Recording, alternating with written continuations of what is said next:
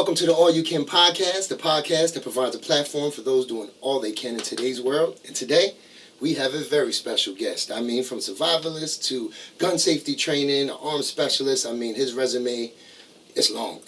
But without further ado, Sherrod Baltimore. What's going on, Rob, man? what's going on? Welcome to the show. Much. Thank y'all for having me. How's everything going, man? Life is good right now. Training, teaching. It's busy season. The weather's getting nice, so more people are coming out, which is always good. But no complaints right now, man. Everything's good. So do you feel in the firearms field, when the weather breaks, it's kind of like sports, it actually picks up? It does, especially for newer shooters. People who train and have been in the tactical training world for years, and that's what they do. The weather doesn't really matter as much. But for newer shooters, people trying to get into it for the first time, the weather being nice definitely helps them get outdoors and get into it. And to be fair, like even if somebody that does it year round, nice weather is nice weather. Yeah. You know what I mean? Like nobody wants to be in the rain, nobody wants to be freezing, so we definitely enjoy when it is nice out. And so do new shooters. A lot of people won't admit that. They're like, it doesn't matter. Or there's a saying, if it ain't raining, we ain't training. If it ain't snowing, we ain't going. That's all cool. Like, and it makes for good content. Like you get some good videos and stuff, but like being soaking wet for 3 hours, 4 hours, 8 hours on a range, it ain't what I want to do. You know what I mean? But I'm going to do it anyway. But yeah, when the sun's out, it's a good time for sure. Training for those real life scenarios, I mean, sometimes could be the best, right? Yeah, it is good to train in adverse weather conditions because hopefully we're never in a defensive encounter, but when you are, a lot of times we don't get to pick the day or the weather. Yeah. So it could be doing whatever outside. So we do need to know what it's like to have to do something in those conditions because certain things do change. Absolutely. So it's definitely good to kind of know the differences. That's interesting to know. So, I mean, Rod, your family's been in the community forever. Mom and dad, I mean, solid roots, coming from great solid roots. So if you can, kind of just give a beginning, like, who is Sherrod Baltimore? Where'd you grow up? Where'd you go to school? Yeah, I'm a Harrisburg native, born and raised. My family has been here for many generations, the Baltimore family. My mom's a retired school principal. My dad's a retired Pennsylvania state trooper, former Dauphin County sheriff. So he's a former Boy Scout master, Moself baseball coach, Harrisburg football coach. So I grew up seeing, which I'm grateful for, community involvement, giving back, especially to youth programs through both of my parents. As a kid, I didn't like it. I was made to volunteer, whether it was neighborhood cleanups, food bank, all types of things. But as I got older, I saw the importance of taking care of what takes care of you, giving back to what made you who you are. So super grateful for that. I went to all Harrisburg schools, Math Science Academy. For middle school, I went to SciTech, graduated from there, and then went to Virginia State, HBCU, down in Petersburg, Virginia for 4 years.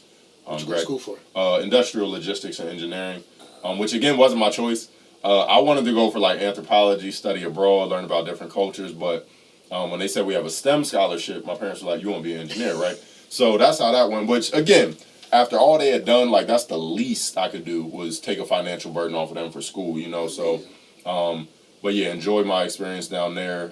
After graduation, came back home, started working here, training people, teaching, because that was always my goal. I did want to go away for school, but I always wanted to come back and build my business here at home, start with us first, because felt like there was a need for it. So that's what I've been doing. How'd you get into the firearms? In the firearms, it's kind of like a path, and not to get like super deep, but I've been involved in martial arts and combat sports since 4. So I've always been around fighting, training, and like I said, my dad's a retired state trooper, so I was always around firearms. I didn't shoot that much as a kid, but I learned gun safety super early, learned how to take them apart, clean them. Looking back, he probably used me to clean guns, you know what I mean? But that's fine. But I kind of just realized that, as I said it right now, I kind of just realized what that was. I'm like, you didn't want to do it, so you made me do it. But it worked out. So I've always been very mechanical. Like I'm super into cars. I work on cars. I'm super into watches. Just the mechanics of how things run really interest me. So I was always fascinated by how firearms work, like how we're holding a miniature explosion in our hands, inches away from our face, and nothing happens to us. You know what I mean? So between my dad, I'm also an Eagle Scout, so was always outdoors, camping, hiking, fishing, kayak and stuff like that. So it kind of bled into like the lifestyle of training, discipline, regimen, outdoor stuff, firearms, fighting, boxing, wrestling. So it all kind of just went into that. And then I kind of got away from the outdoor side of it during high school because I was kind of more focused on sports. I wanted to do what was cool, and I love sports, but like I don't want to be a Boy Scout no more. Like I'm 16, like I don't want to put this shirt on with the sash. But What sport did you play? I played football and baseball in high school, Okay. and then I boxed starting my sophomore year of high school as well, and been doing that since. Training in it anyway. But yeah, I'm super glad my dad made me finish scouting because. To put it in layman's terms, I was 2 ranks away from the highest rank you can get, which is Eagle. And I was about to be like, I don't want to do it. And I had like a few things I needed to do to complete it. Yeah. And he was like, nah, you're doing it. Wow. And honestly, I didn't fight back too much, but it wasn't cool. I wasn't into it anymore, but I'm super glad he made me finish. One, from a base level of honor and a commitment you made, Right. but also being an Eagle Scout has opened so many opportunities, so many doors for me down the road. Whether it's job interviews, whether it's college. Also, if you go into the military, people don't know if you achieve the rank of Eagle, you get to skip two ranks. Wow. So I believe you come in as an E3 instead of an E1. Okay. If that still holds up, but it was when I got my Eagle Scout. So there's a lot of benefits to it. And also just the things you learn, things you get to do. Growing up in Harrisburg, there's not a lot of opportunities unless you're a part of an organization to just be out in the woods, Right. to just learn how to do certain things, whether it's basic things, tie knots, start a fire, build a camp, build shelter. So those were things that, again, kind of steered me down the path that I'm on now, which I'm grateful for. Wow. And then, so firearm instruction. Mm-hmm. We know this. You've probably taught our organization probably maybe 100 plus classes. But how important, I mean, and it's a vague question, but how important is firearm safety to just your average Joe with at home with a 38 in the box or a 9 under the bed? For sure. It's vital. So with firearms, a lot of places back in the day used to be taught in schools. And I think it's, like there was I don't know if it's Milton Hershey, but there was a high school in Hershey that had a rifle team. Wow. Like their range was in the basement. People would bring their guns into the school, storm down there in the like. Not JROTC, a whole rifle team. Wow. Yeah. So this was outside of like any paramilitary prep or anything like that. And it's also a cultural thing. Like depending on the region, there's different traditions with firearms. But in America, there's more firearms than people. Wow. So with that being said, whether you're against guns, whether you don't own guns, knowing gun safety makes a lot of sense because at some point in your life you're probably going to encounter a firearm. Right. You get what I'm saying? So even if you have no interest in them, it's valuable to know how to at least be safe with them, how to safely handle them, how to unload them, how to stop other people from having accidents because you see them doing unsafe things. So it's important for people that own guns and don't. Right. Obviously, if you have one in close proximity, it's even more important in my opinion because it's there. It's in your everyday life. But a lot of people own guns and they don't know gun safety. They don't train. They don't shoot their gun. They don't shoot the gun that they carry every day for protection. So I ask people when I run into those situations, they're like, yeah, I carry X, Y, and Z. I'm like, okay, you train, go to the range? Nah, man, I never shot it. And I ask them, does it work? They're like, what you mean? I bought it brand new. Yeah, but does it work? Did you try it? I know they told you it works. I know they promised you on the brochure 100% reliable, but did you shoot it? How many vacuums I bought that ain't doing this? Come on, man. Like, you wouldn't buy a car that you never drove or couldn't test drive or didn't drive home. That's true. You know what I'm saying? So, firearms are meant to be shot the same way cars are meant to be driven. Responsibly? Exactly. Absolutely. Both Yeah, cars, exactly. Fire, so, it's super important. And also the stigma in our community with firearms, right? Which I completely understand. A lot of people view firearms and they attach it to pain, trauma, death, and destruction, right? And I'm not saying that's not true. Cause that could be someone's experience. But for a long time, firearms in our community were a necessity for survival, especially in this country. Whether that's to bring food home, whether that's to protect our property, whether that's to protect ourselves from people that don't want us to have what we have already. So again, it's a cultural thing, and they've done a great job at making our community view firearms as a negative thing. You know what I'm saying? Because a lot of other communities don't. No. They don't. It's normal. It's celebrated. It's trained. It's respected. It's learned. But for us, it's don't touch it, don't own it, lock it up, put it away, don't talk about it. Do you think that does more harm than help? I do. I'm fully aware that my opinions might be biased on that specific question because of what I do. But from an objective standpoint, like I said, there's more guns than people, and we have guns in our community, Absolutely. right? And not even just like we have legally owned guns. You know what I'm saying? We have guns we purchased, guns that have been passed down, things like that. But we don't have enough of the matching education level for it, right? We don't have enough of the matching training level. So kids specifically, because I know that's a big concern for a lot of people with accidents, and we don't want them to have access, which I completely agree with. Yeah. But taking away that curiosity and replacing it with knowledge and respect and safety is super important, because if you tell a child, don't go in here, don't look, you've now just sparked curiosity for them to go in there and look. You know what I'm saying? It's a natural thing. So you just told them to look. Yeah, right. Oh, I wasn't even thinking about it before, but now that you said don't, I need to know. Absolutely. So, and I also understand where that comes from sometimes, because sometimes you tell them don't touch it, don't look at it, don't go near it, because you're not even comfortable with it. Absolutely. You don't know how to teach them how to even be safe because you yourself don't know. So that's what we've been trying to do with our program as far as the community gun safety classes. When I'm doing my outdoor classes, indoor training, military, civilian, police, whoever, we always start off with safety. Doesn't matter what level you're on, what your experience level is, we're going to lay down these safety rules so everybody's on the same page. And then there can't be tolerance for people continuously breaking the rules. Safety first and teamwork. Absolutely. Absolutely. So man. let me ask you this. Parents, I've had a few parents, especially in the after school program, say, Mr. Ralph, I'll come, but I won't let come. And I don't want to be combative, right? But I try to educate them and say that's the reason why they may go in your drawer.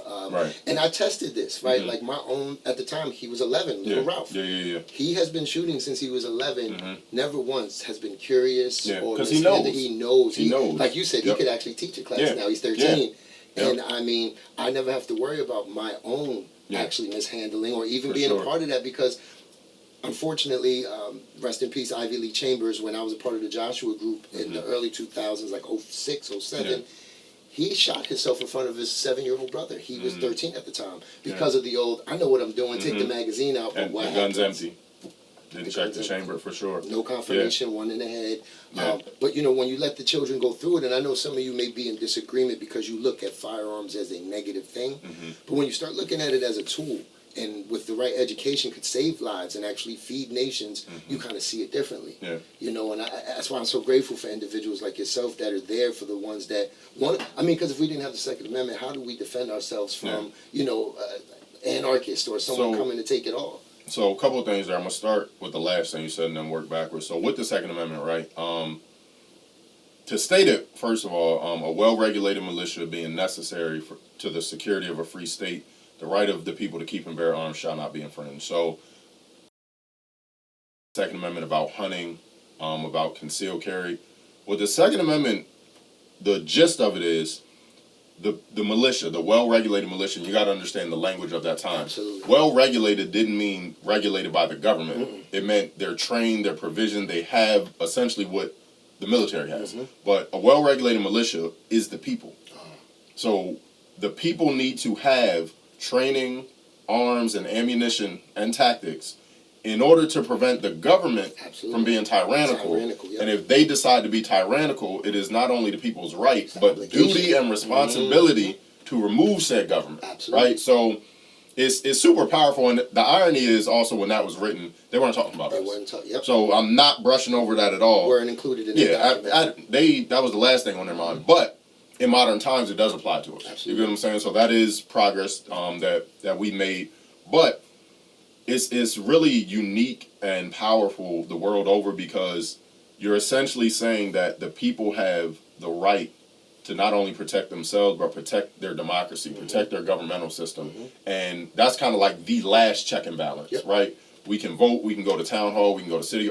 But if y'all are really, really, really set on being dictators, we have a means to not let that happen, right? So that's like the big overall picture. And then obviously it can boil down to family protection, personal protection. But the world we live in, the way I look at it is, it's better to be a warrior in a garden than a gardener in a war, right? I don't have the training I have, the skills I have, and do the things I do in the hopes that I find a gunfight. Right. In the hopes that I get to use my. No one it's wants the that. complete opposite. Yeah, no one wants that. You win every fight you're not in, right? Avoidance is number one. Situational awareness. Pay attention. If it looks weird, don't go. Right. If you think you need a gun, don't go. Right. Don't go nowhere with a gun. You wouldn't go without one. So these it's not people walking around hoping and praying that this is the day. It's the opposite, Absolutely. right? But because the world is what it is, what carrying a firearm for people doesn't mean you get to be the hero. Doesn't mean you're going to win. Doesn't mean you get to save yourself or your family. But it gives you a fighting chance, right? You could get killed with your firearm on you. Absolutely. Happens all the time. Yep. But imagine those people, and I actually met two of the people that were there that day at the Tops grocery store up in New York, upstate, maybe like 3 years ago now, when the guy went in there and shot specifically black people, right? He scouted the location, drove from out of state to go up there. Two people came into a place I used to work a few days after. They were at that grocery store 20 minutes before. But they left because they didn't have what they were looking for. Yep. And it was a husband and wife. The husband was from that area. He knew, I think, like 4 or 5 people that got killed in that store. Wow. So I try to put myself sometimes when I'm talking about this situation in the mindset of the people there that heard gunshots, couldn't get to an exit, and were kind of just stuck there waiting at the mercy of the shooter, right? And in his manifesto, if you want to call it that, the shooter targeted that location in that state because he knew people couldn't conceal carry. Right. He knew he wasn't going to meet armed resistance. He knew people wouldn't have a fighting chance. And in general, when people go to do evil things with guns, they go to places that have vulnerable populations. They go to what we call in the tactical world soft targets, right? Churches, schools, grocery stores. They don't go to Bass Pro Shops. That's interesting. They don't go to gun shops. They don't go to police departments. They go where they think I can hurt the most people with the least amount of resistance. So, again, carrying a gun isn't about being macho and tough and I'm with whatever. It's people are crazy, and I want a chance to not be a victim just because somebody's having a bad day or losing their mind. So let me ask you this: Darkwing Duck or Tailspin? Darkwing Duck. Ooh. Darkwing, bro. Darkwing. He was cool. The hat? Dangerous. The hat? It was the hat. Too smooth. It was the Too hat, smooth. man. I think I might have just aged myself, but that's no. Listen, but you got to know the classics. You got to study the classics. But yeah, Darkwing was him, man. Let me ask you this then. Yeah. Miss Baltimore and Mr. Pete, which are his parents, by the way, his mom actually graduated my 2 daughters, so it's family ties. But how important was growing up with that discipline that you did? Because I know sometimes I feel like I'm not like the other parents, but when I look at the achievements of my children, I'm that like, speaks volumes. it's worth and that's it, the ultimate, right? yeah. So you growing up in a similar predicament, how beneficial was that to you? I genuinely don't have the words for it, man. I'm the older I get, the more grateful I am for my parents, man.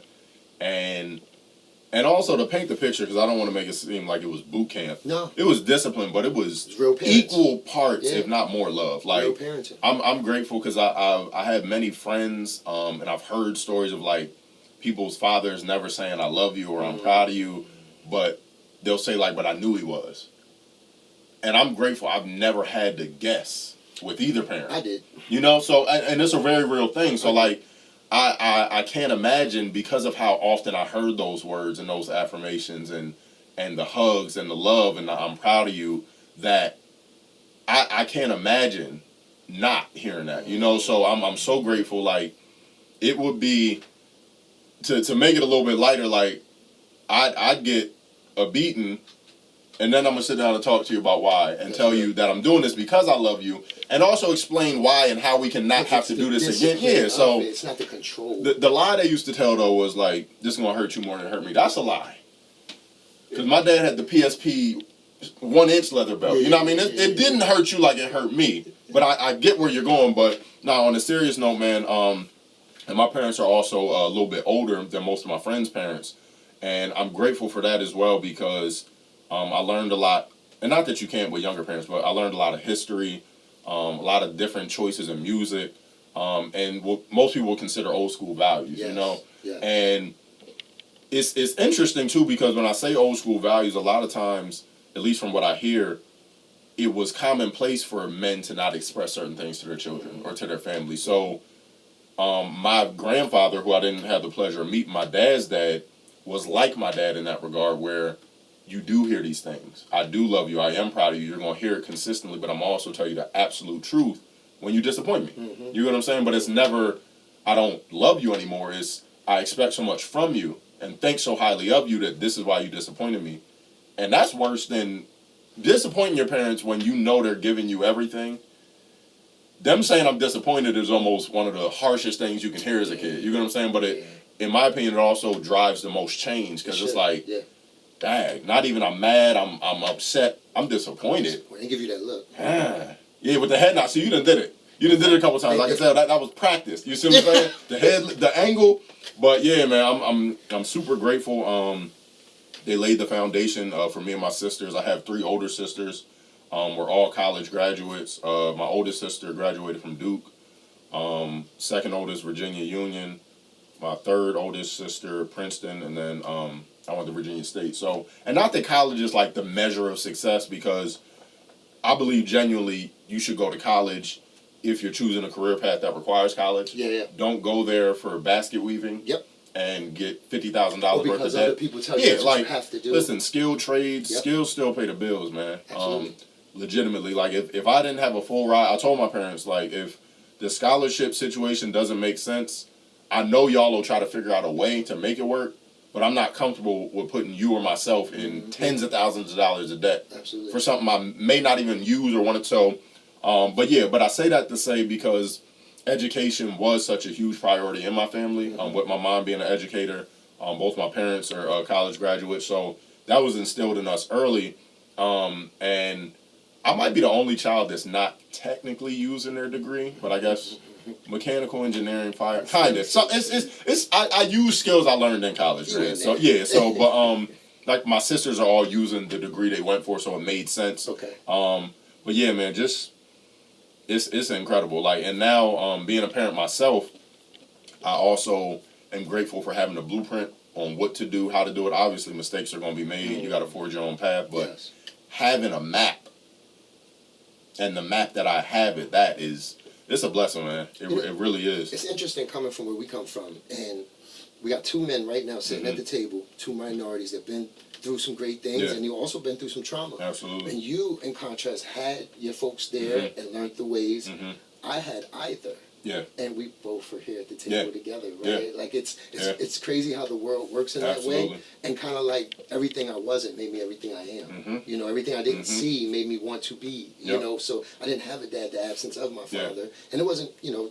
But look how present you are. Absolutely. You get what I'm saying? Yeah, because I didn't see it. So breaking those generational curses and giving your kids what you didn't have. Yes. Because I feel like in that aspect, sometimes there's kind of like two choices: do the opposite or continue it. You get what I'm saying? So you've chosen the right path, and it's so invaluable, man, to the kids, to the community. So like, props to you. Had a song when I was recording, when I used to tour and stuff. It was called The Photo, and I haven't seen my brothers in 20-something years, and I lost, you know, mom, dad, the whole nine. But my mom left a list of names, and she wanted to find my family before she died, and I was left with the list. So me as a maniac, you know, start digging, investigating. And I actually get a hold of my cousin in New Jersey, and the best words I ever heard, it was like, "I'm going to give you your grandmom's number." Oh, wow. And I just... Had y'all met before or talked or spoke? I used to actually live with them in New Jersey, and when the law came and got us to take us from my mom, they're the home I actually ran from. Hopping Gates. My uncle was the only one alive still that can tell the story. He's like in the Midwest. But the crazy thing about it is they gave me a photo. And in the photo, it was my mom, my dad, me, and my 2 brothers. Oh, wow. Something I've never seen. Like, there's no photos of me as a child. There's no social security. There's no birth certificates. The photo meant so much to me. I made a song out of it. And it was like I hold a picture of my mom and my dad. My mom would have smiled. My dad looked sad. I can't explain it. But the feeling I got, just looking at the photograph, seeing my 2 brothers, not to mention they was holding Dash. Like it was so crazy. It was, and I would stare at it and I would look at it, and it was develop questions probably from the picture, like things you want to ask everybody in the picture. And at least, my oldest got a chance to meet my grandma before she passed at 90 plus years old, but it's just amazing that sometimes what we don't have makes us greater, or even the ones that do have, it helps really push forward, right? It's crazy how life works that way, man. It's always hit me, especially around the holidays. That's when it hits me the most. Like Mother's Day just passed, and it's one thing like to say, your mom was a great woman, and I'm gonna take you to see her. Her pie's the same, but it's another thing to take them to the grave. And kind of just look down. For sure. It's but neither parent wanted it to go that way, nor does any child on earth. But we have to learn to take these traumatic experiences and turn them into something positive. With my own children, sometimes people don't believe me, but my children have never eaten fast food in their life. My youngest, Ralph, he's 13. He's never consumed fast food in 13 years, right? Like, no, actually, they never have. And to be a great parent, that means something different to everyone. But to me, it's those principles, those basics, just being there when it counts.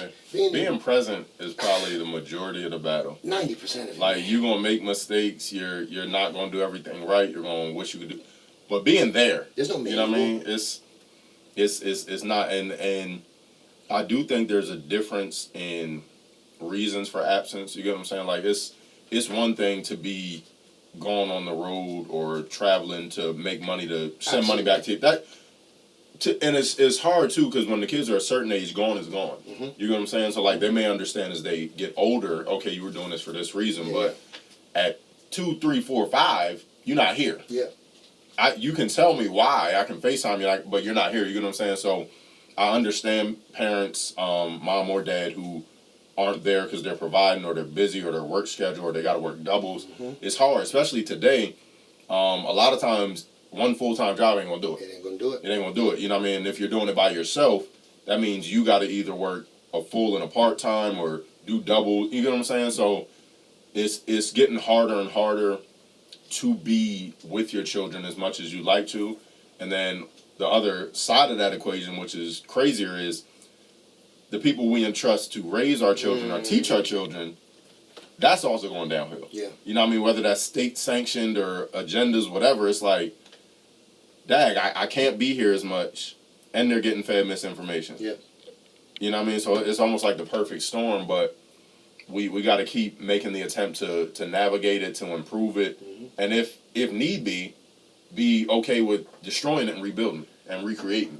So if sometimes stuff is broken beyond repair, you know what I mean, you just got to replace it. So, and while you on that note, I just want to send a special thank you and we love you to all the single parents out there, whether you're mom or dad. Keep working. Grandma, grandpa, auntie, uncle.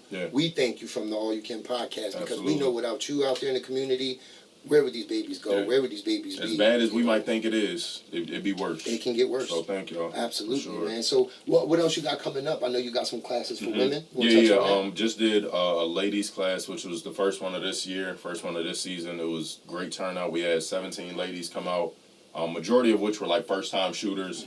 Left with all smiles. Everybody wants to come back. So that was. I noticed that about you. You're a slick devil. Every time Rod teaches a class, it's just something the ladies. Oh, Rod, I gotta get one-on-one with you. You got, and I'm like, my boy, I love it. It's all about the information. Your relatability is awesome. The way you give the information, the way you disseminate it. For sure. I've been in other gun safety classes. It's nothing like when my guy does it. Like, I'll be honest with you. Even the kids, they can resonate. They get the information that I've heard them regurgitate it. Right out in like, no, that ain't real. Listen, Mr. Baltimore said it. I was like, oh. It's honestly, I'm gonna give the credit to that specific aspect of kind of what I do in classes to my mom. She made me, so she used to have her own school, Keystone Math and Science Academy, and we used to put on these plays and productions all throughout there. I was over it by the first one, but I'm the principal's son, so you're gonna be the leader. But you had the leotard and everything. Martin Luther King, Langston Hughes, like I'm reciting the entire speech. You know what I mean? It shows now. It gave me the public speaking, and then also I don't know if you know, my mom used to be a stand-up comedian.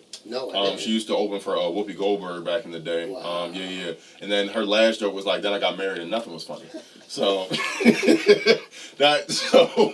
So whether it's like, not even though I'm not on stage, but like the stage presence, you know what I mean, when I would see old tapes of her and stuff, but her making me do public speaking, at a young age, I kind of got over the fear of it.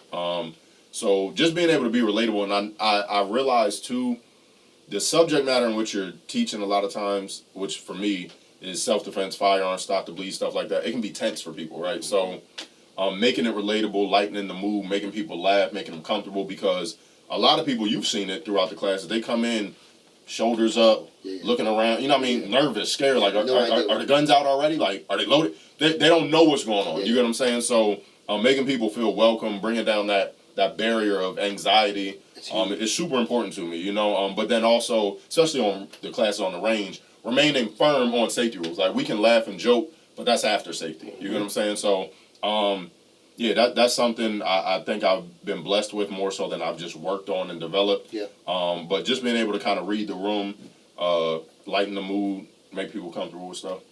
Wow. Martin, or Fresh Prince?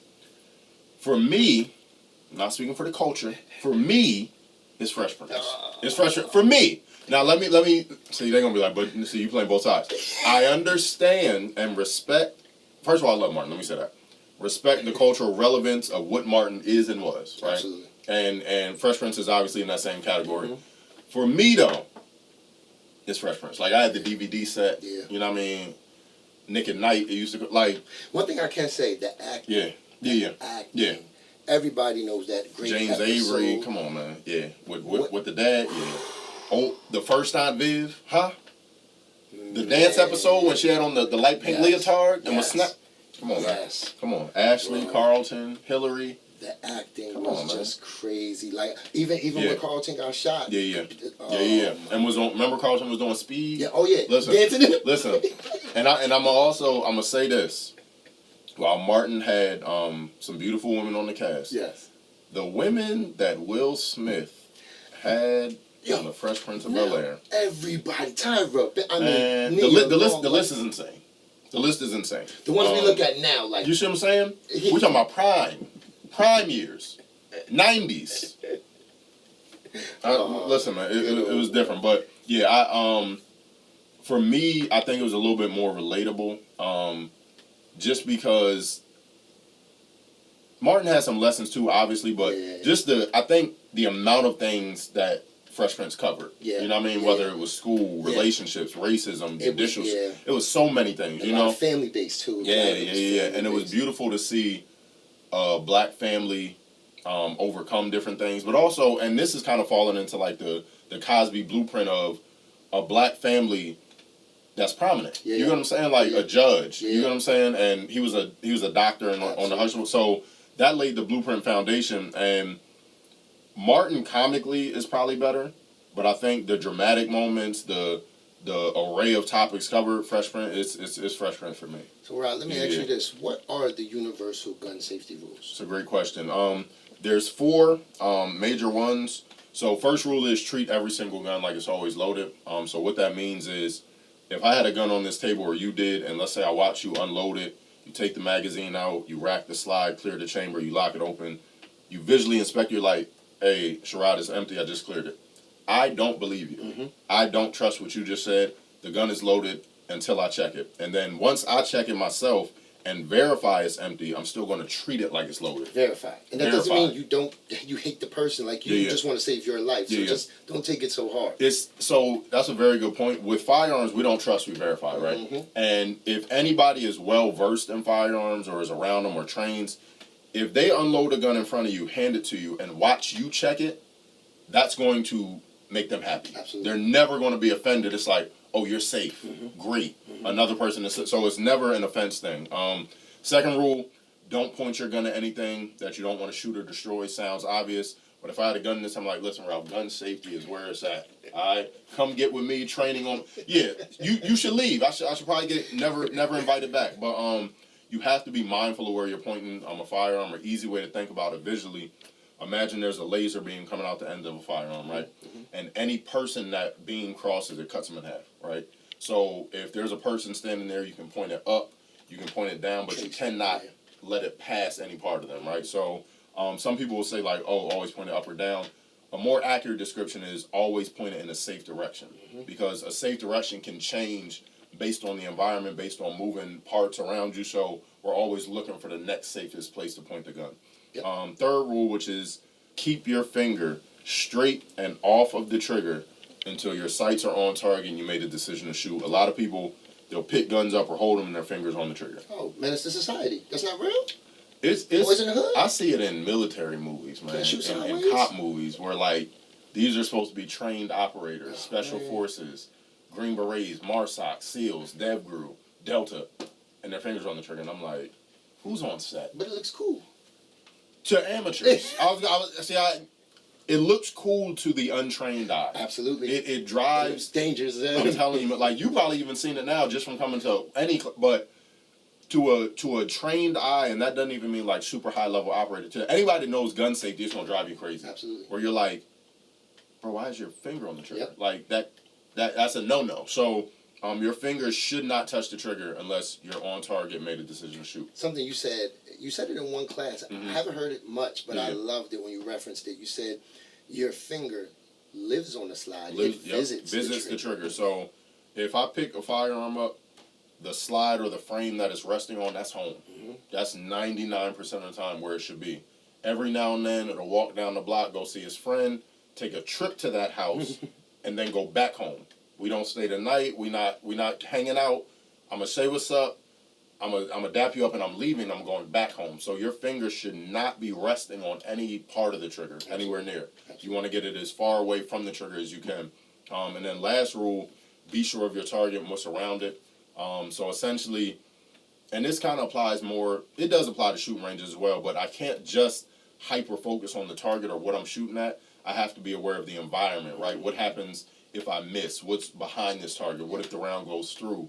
What's in front of the target? What's the environment that this firearm is shooting in, right? So a lot of people, even something as simple as if you're out in the woods, you put a target on a tree and you shoot. What if you miss? Is there a person back there in the woods? Is there an animal? So I have to be aware of the surrounding area of the target as well. Now, something that there's a lot that impresses me about you. I always said that. I was like, yo, Rod's like the most dangerous I man pay you on well. earth. I pay you well. But when I was scrolling through social media and Mm-hmm. I saw you doing this, Yeah. like you said, and you was Iron like, palm. get your hand callous and Yeah. I said, but who thinks of this? Are you Galactus? What are we doing here? Like, what are we doing? Yeah. So Before you go into Yeah. it, what is your lineage in martial arts? Great I know you question. said that since Yeah. before, Yep. but like, I don't think the viewers really know For sure. how deep it goes. So my Sifu Kevin Preston, Grandmaster, our style is Su Lum Pai, Shuang Fa, Hung Ga Kung Fu. So Hung Ga Kung Fu made super world famous by Wang Fei Hung, who there's a million martial arts movies about. But the nice thing is I've had the same Sifu since I was 4, right? I've trained in other martial arts, whether that's boxing, kickboxing, and that was more so when I was either in high school or away for college. But when I came back in town, right back to him. So our style of Hung Gar Kung Fu goes back to the 1600s, Shaolin Temple. And the nice thing is, and we have to know it for advancement in your rank, we can literally trace our lineage from Hung Hee Guang, the founder of our style, to our Sifu now, Kevin Preston. That's crazy. You know what I'm saying? So whether it's Lum Sai Wing, whether it's Wang Kei Ying, Wang Fei Hung, all of these guys, Shifu Barry Brown, all the way down to our Shifu now. So I've been training martial arts my whole life.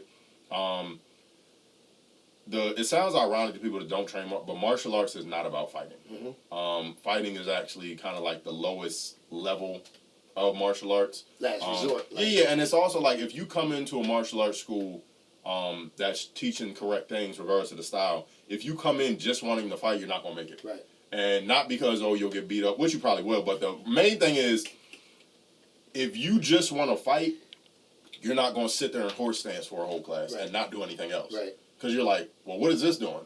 Yeah, it's building my legs, but it's also building my mind, my spirit. It's creating discipline. So, like, if you came to fight off the bat, you're not going to do stance training for 6 months and just develop your legs. You know what I'm saying? So, but yeah, with the video you're referencing, we were doing some iron palm techniques. So we had like a tree stomp, and then a rice bag, some steel shot, and we call it dead hand, but you're just kind of slapping the bag, back of the hand, ridge hand, knife hand. You're just developing kind of what we call iron body. So We do that with our hands, with our shins, legs. It came on. I said, "What kind of madness is this man on?"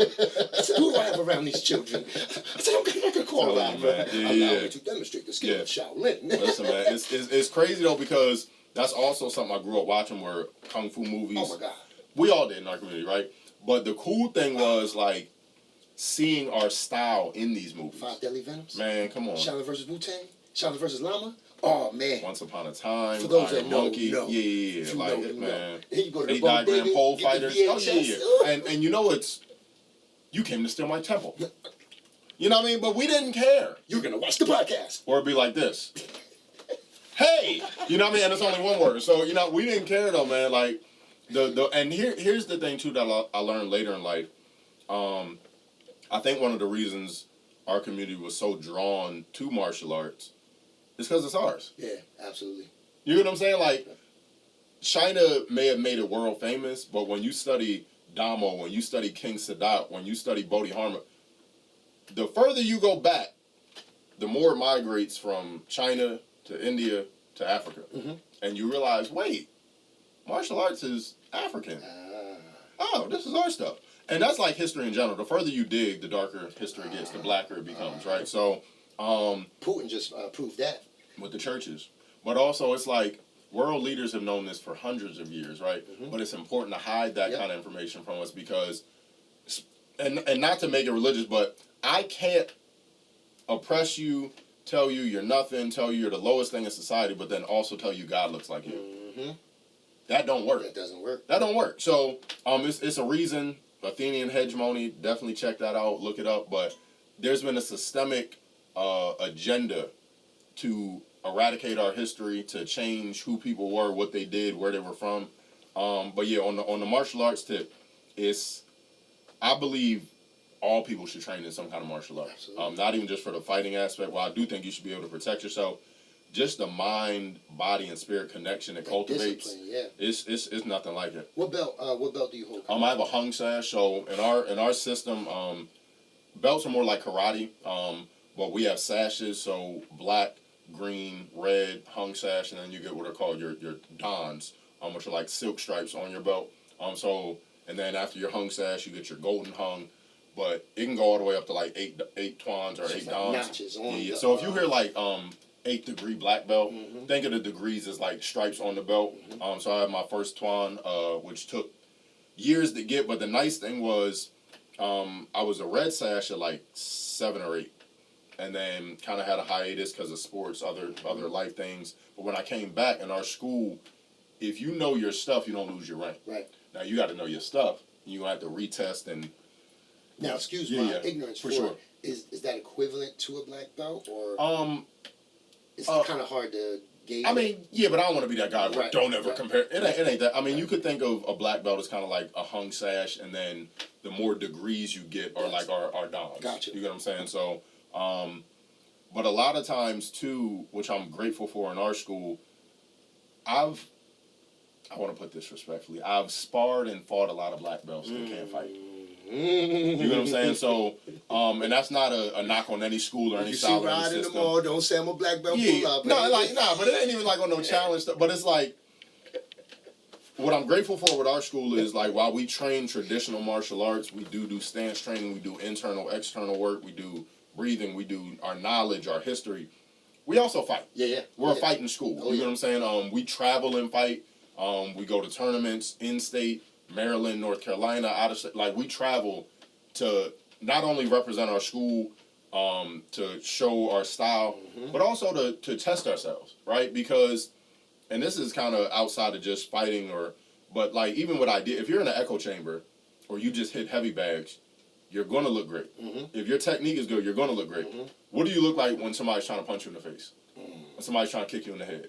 When somebody's throwing a knee at your solar plex? Like, what do you look like then? You get what I'm saying? So, also, same thing kind of related to firearms training.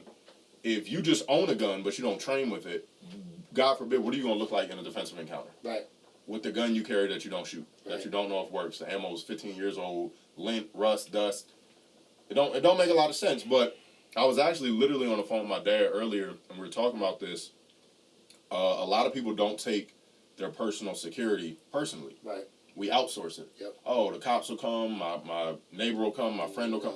When seconds matter, cops are minutes away, Absolutely. right? You are your own first responder. So, to tie that all together, though, I view martial arts, and my Sifu kind of has termed it also like gun fu.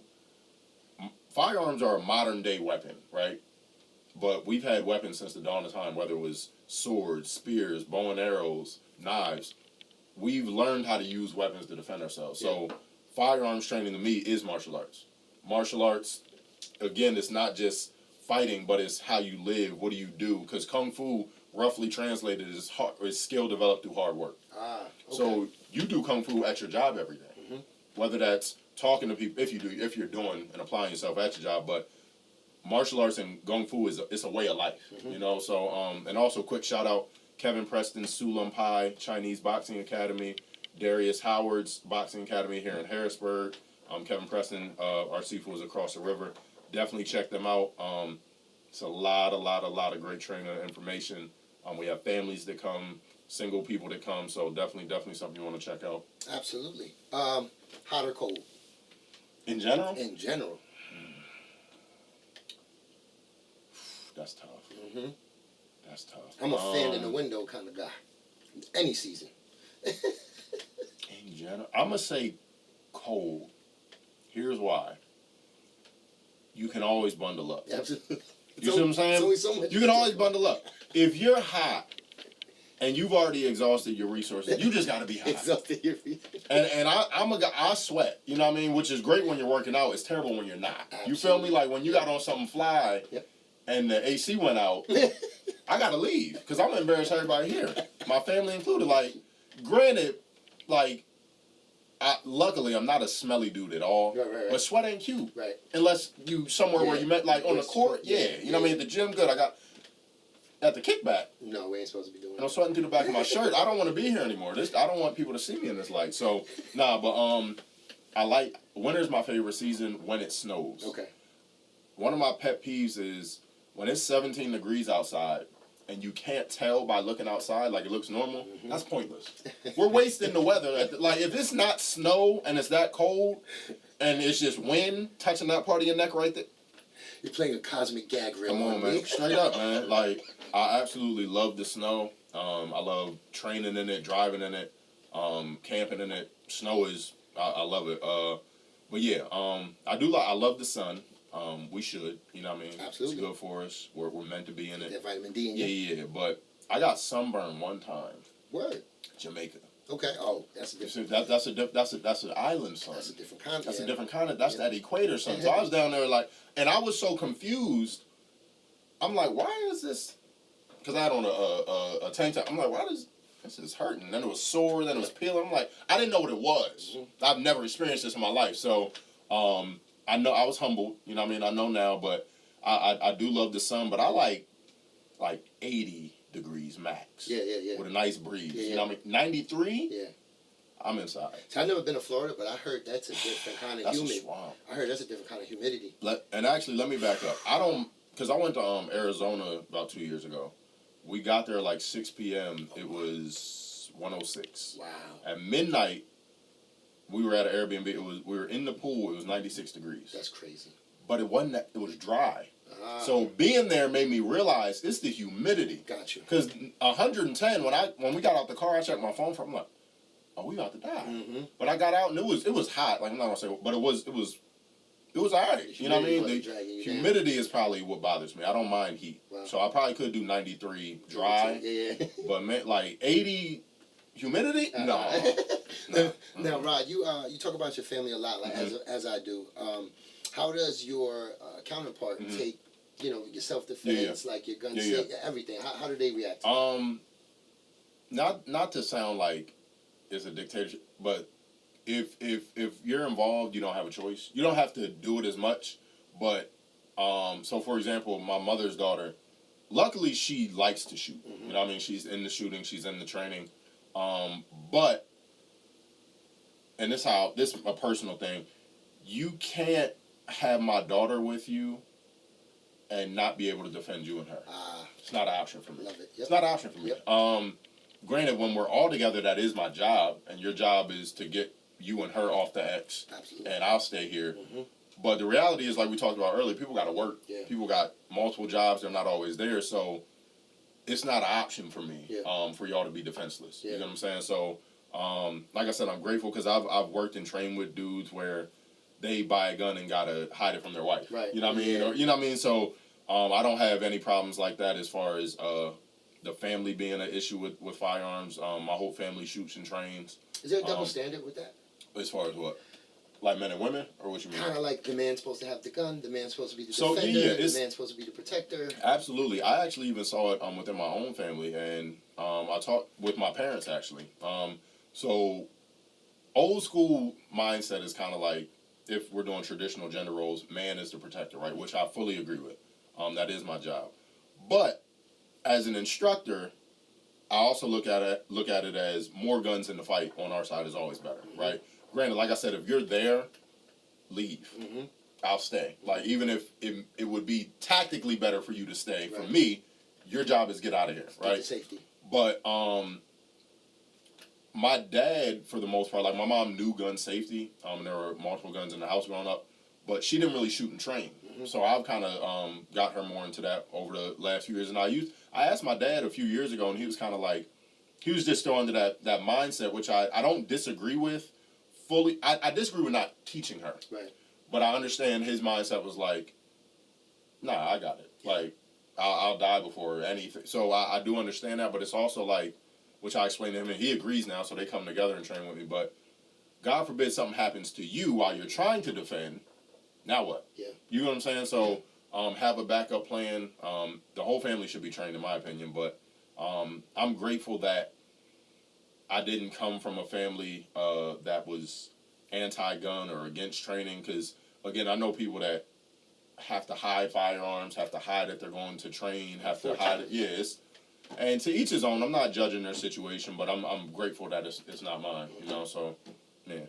I'll do just a little bit of judgment, because Yeah, I mean, listen, I'm trying to be nice. I speak from my own experience, Yeah. right? Because I have had a home where the doors were kicked in. I haven't had a chance to tell you this personally, but you saved my life. Oh, wow. Last year, a young man Yeah. trying to break into our Yeah. office, and I saw had the to story. use a lot of the skills that were taught from you, and I apply them in real life. Yeah. No one wakes up in the morning and say, "I'm going to use my firearm Today's today." the day. Nobody. Listen, I have this joke. I don't think it's mine. I don't remember who said it, but I say it in classes a lot. It's a trick question I'll ask people. I'm like, all right, man, so if you got a text message first thing on the wake up, and it said, hey, today you're going to have a gunfight. Here's where it's going to be. Here's what time. I ask people, all right, what would you bring? They're like, I bring my AR, my chest rig, some plates, my Glock 17, my war belt, my buddy. And I go around the class, like, they list different gear, my extended mag, tourniquet, med kit. 30 run drum. And I'm like, okay, cool. I wouldn't go. I'm not going. You told me where danger is going to be, where a gunfight's going to happen, that I could potentially die in and not be able to come back to my family. Thanks for the heads up. I'm going the other way. Like, so it's a shift in mindset, Like, I get where they're coming from, because it's a trick question. Like, I made it seem like you got to go. Yeah. You know what I mean? But the answer is, I'm not going. Street gas. Yeah. I'm out of here. Like, the fight's over there, and nobody I know or care about is in danger. And granted, third party, innocent, okay, a little bit different, but you're just, let's say it's a one-on-one gunfight, Old West. The guy that's going to try to kill you is right over there. Yeah. Thanks. Yeah. I'm out. Like, it don't make sense. Now, I've heard way more people thinking than be negative about the classes and the sessions, but we still get it, right? Sure. We'll get the captions, For we'll sure. get the comments, we'll get the negativity. I'll say this, though, it's on the internet. Right. I've never had it in person. Right. Never had it in person, but yeah. Why do you think... So even when we say this is an educational course to teach the youth, blah, blah, blah, blah, blah, blah, blah, just the fact that we have a young person with a dummy gun or a trainer gun in their hand, there are some saying, how dare you post that picture, you're doing more harm, but I don't look at it like that. I don't either, and also, we're all guilty of this. Like, there will be 100 comments, too negative, we look at them. Right. You know what I'm saying? So we're all guilty of that, but I'm getting better. I'm not going to say I'm there at all. I'm getting better. I'm trying to anyway, but, like, I'll find myself, I don't really do it anymore, but I'll be like, vigorously typing, and this is why the Educational Firearms Safety Commission. And I'm like, if somebody made this comment, okay, there's two ways I can handle it. I can rebuttal and hit them with facts, data, and statistics that they're not going to care about based on the comment they made. Three options. I could ignore them, or I could reach out to them and maybe try to educate them, invite them to a class. You know what I'm saying? But most of the time, people that make comments like that, they're not going to come to a class because they're hiding behind keyboards and screens, which, whatever. Or ignore it. Like, some things you don't need to dignify with a response. I be wanting to. In my mind, I might say something, but I'm also not about to publicly have a discourse with you, because the people that I teach or watch what I do, me responding to you might make it seem like what you're saying has some validity, because I took time to respond to it and address it. Now, not that I'm above anybody or better than anybody, but like idiotic comments, like, y'all shouldn't be doing this. Okay, why not? I might ask that, okay, why do you feel that way? And then if you're using like personal attacks or all right, I see what this is. You're gonna, and granted, that's not the case. Like, majority of the time, like, even since we've been doing this class, there's maybe been like 3 to 5 comments out of 100. So I'm not tripping over that. And like I said, the main thing is the people that come. You know what I'm saying? The people that have experienced the class, the people that come to training, the people that learn. That's what we invite that. You know, we want to be able to improve and adapt the class, but I've never had anybody leave and they're like, this was terrible. Yeah.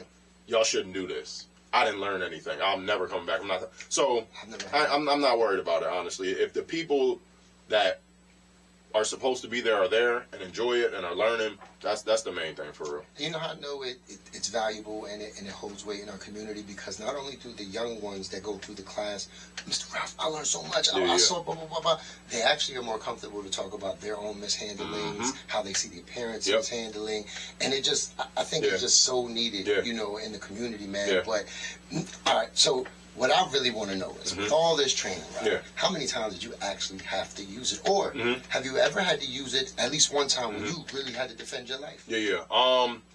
There's one major situation where I was actually on the other end of a firearm. This was 2016 at Shippensburg. And at that time, I wasn't really training.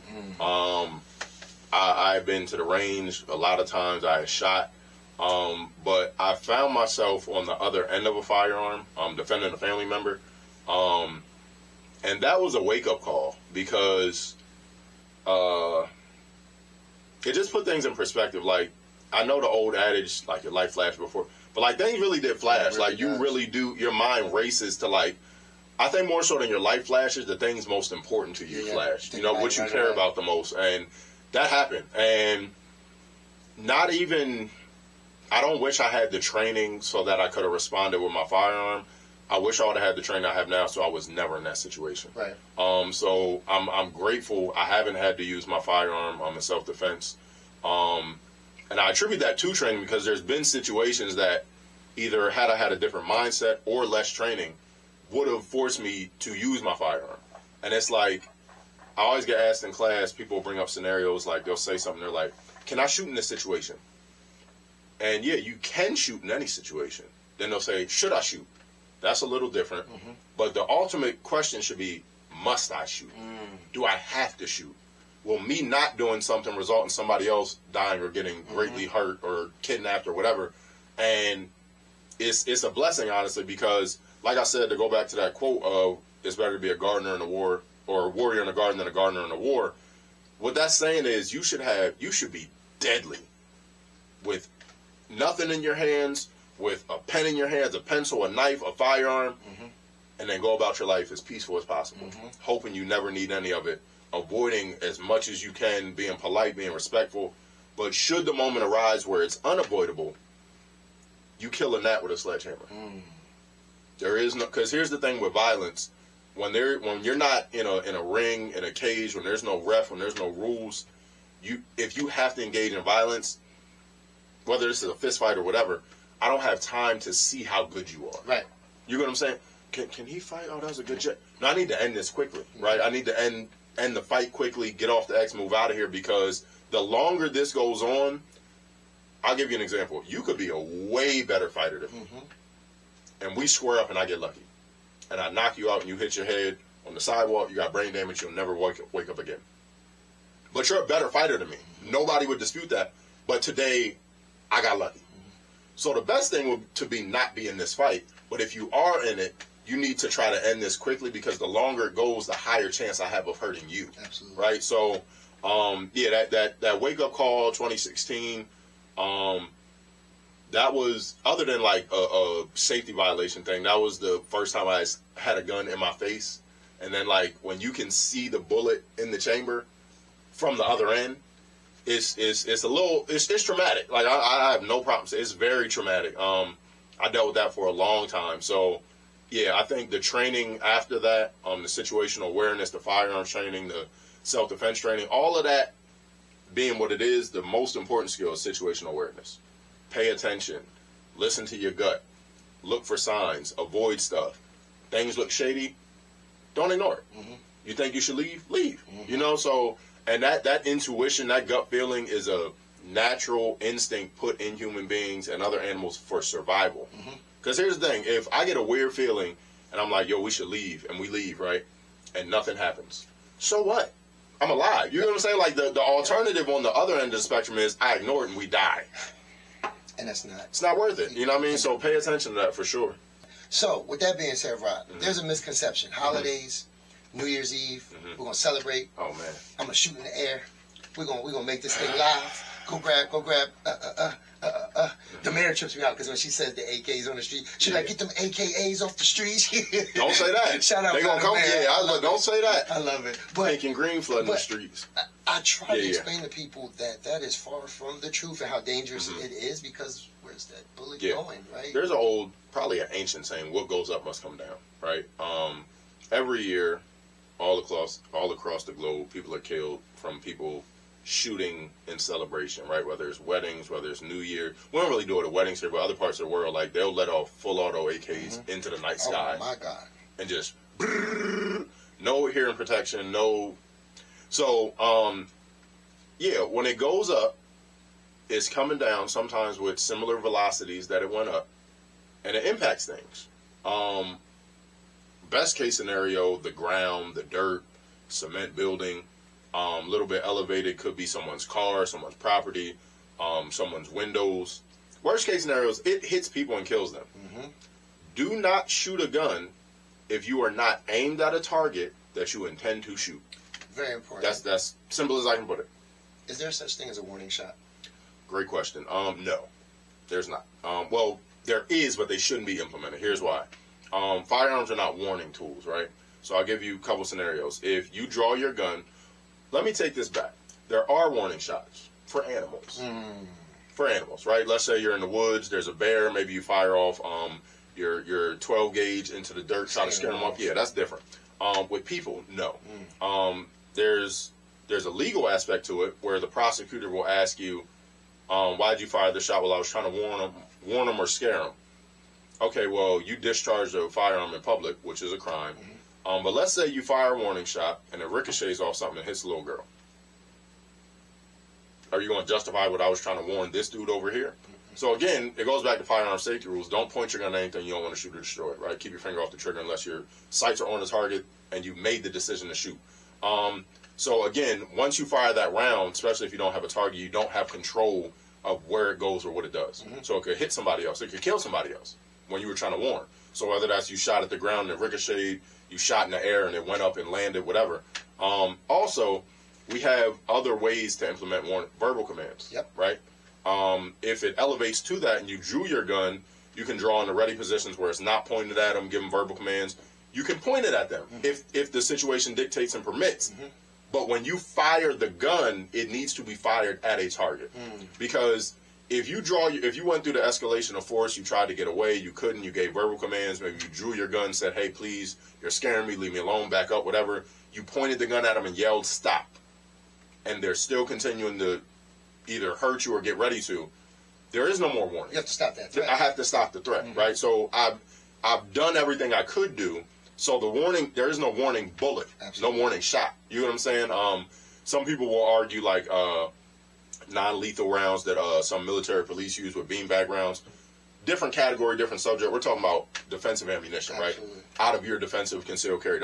So warning shots, no. Do not do it. You can get in trouble legally. You can hurt somebody, and it's not a thing. Yeah. Right. If you're discharging that firearm, it should be on purpose and aimed at a target. Right. Right. So yeah, don't do. No matter what elected official tells you to do it, do not fire rounds in the air at the ground. Please don't. Please don't. That's a shotgun. Yeah, please don't. And when you're on a movie set, don't practice Don't have live ammo on a movie set, which is Hollywood gun rules 101, which is why there's only as many movies that have guns in the history of Hollywood, right? There's probably tens of thousands. There's been 3 deaths related to firearms. Brandon Lee Crow. Which is fishy. You know what I mean? Some people have different theories. But the Alec Baldwin situation, so before I even go there, if you think about it, 3 deaths, which are tragic, right, is extremely low considering how many guns are on Absolutely. movies, Yeah, right? Yeah. The reason it doesn't happen hardly ever is because no live ammunition gets bought on the movie set. There's someone responsible for that. So There's a professional gun handler, props master, whatever it is. But let's say like you're responsible for bringing the guns and the blank ammo to the set. With the Alec Baldwin situation, for people that aren't versed in it, they were on the set of I don't know if it's a movie or show, but called Rust. Kind of like an old Western set thing. Long story short, they had real guns on the movie set, which is normal. And they had blank ammunition, which is normal. But then they would take the guns off the movie set, go out into the desert, load them up with real ammunition, have fun and shoot them, and then bring the guns back. Which, that's crazy. It can't be a thing. I can't say it's not a thing because it happened, but that cannot be a thing. So what happened, they were getting ready to shoot a scene. Alec has the gun in his hand. Rule number 1, treat it like it's loaded. He aimed the gun at a person, shot it, hit that person. It went through and hit another person. Oh, my. So 1 person died, 1 was shot. But then he claims, I didn't press the trigger, which that's mechanically impossible. But let's say it was a fault of the firearm, right? Where the sear engagement slipped or it was worn or a spring, whatever. Easy way to give it to a certified gunsmith and have him look at the parts and see if they're worn and if that was possible. It wasn't. So we already know. But again, they had like a props manager or a firearm expert who was neither. Because 1, you're allowing that to happen, but also, what are your credentials or training to certify you as a firearms expert on a movie set? Like, there's live ammo here. You're fired. Yeah. And a lot of people had already left the set a few weeks prior because of unsafe things that were going on. It's unfortunate it had to get to the point of something tragic happening, but it's ironic because historically Alec Baldwin is a very publicly open anti-gun guy, which you have a right to be. That's whatever. You make movies with firearms, which is a little ironic. But then my thing is, even if you hate guns, but you have to do it for a part of work, that's understandable, whatever. How do you not know gun safety? As many movie sets and show sets that you've been on where firearms have been present, you didn't think to learn gun safety? I'm just saying, like, because gun safety 101, and he would know this better than I in this aspect, as far as movies in Hollywood, we do not use the guns on set to walk off set and go shoot them for fun and bring them back on set. Right. But, it's insanity, man. It truly is. Saturday Night Live or in living color? Living color. Don't do that. What I said, Don't do that. Yeah, you're not about to. Listen, they might get on me a little bit for Fresh Prince of Martin. That one, you trying to get me shut up out here. It's absolutely in living color.